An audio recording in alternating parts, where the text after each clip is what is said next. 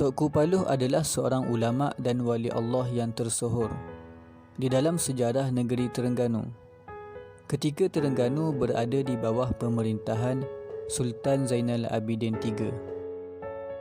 Nama sebenar Tengku Paluh adalah Sayyid Abdul Rahman bin Sayyid Muhammad Al-Idrus.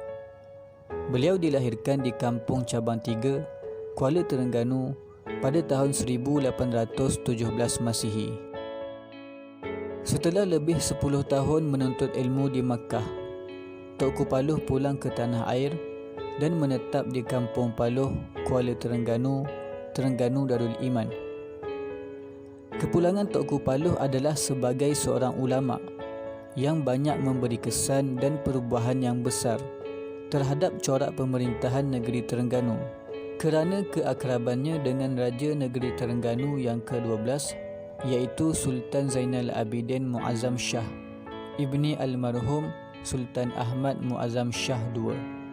Penglibatan Tengku Paluh di dalam bidang agama dan pentadbiran di Istana Negeri Terengganu merupakan warisan secara langsung daripada bapanya, iaitu Tengku Tuan Besar, yang pernah berkhidmat selaku ulama pada zaman pemerintahan Baginda Sultan Omar, iaitu Sultan Terengganu yang ke-9.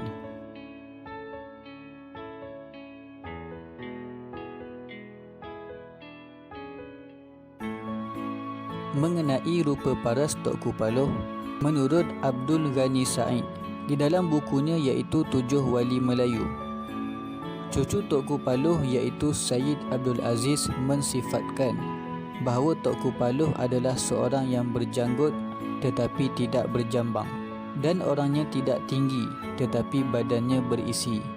Sifat peribadi Tengku Paluh yang disebutkan oleh Sayyid Abdul Aziz itu adalah gambaran sifat Tengku Paluh yang dilihat olehnya di dalam mimpi.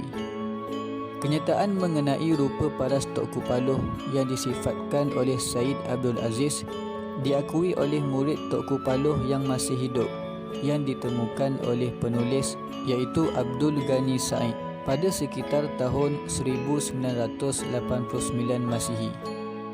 Murid Tengku Paluh itu atau dikenali sebagai Pak Cha.